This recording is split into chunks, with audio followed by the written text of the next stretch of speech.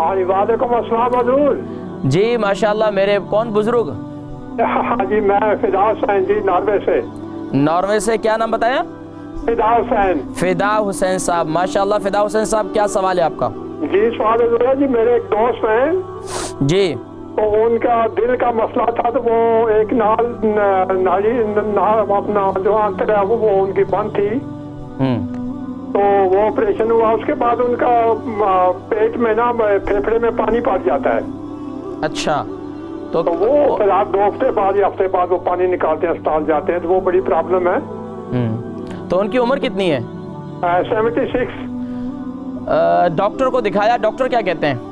जी जी, वो कहते हैं ये तभी आपका दिल कमजोर हो गया है, तो ये इसी तरह ही रहेगा सिलसिला। चले, मैं इंशाअल्लाह रूहानी इलाज बतलाता हूँ, आप देखिए, मैं ज़रूर बतलाता हूँ इंशाअल्लाह। बहुत शुक्रिया कॉल करने का, जज़ाकुमुल्लाह। फिदा हुसैन, दिल का इलाज इन्होंने जिसका जिक्र किया, उनके दिल का ऑपरेशन हुआ था। ऑपरेशन होने के बाद जो है अब उनके पेट में पानी हो गया। देखिए जी, अब इसके लिए एक तो ये है कि उम्र भी बहुत ज़्यादा है। अब अगर ज़ाहिरी बात है, उम्र ज़्यादा होने के साथ साथ फिर इलाज भी इसके लिए बेहतरीन तरीक़ा तो यही है कि इंजीर का इस्तेमाल किया जाए।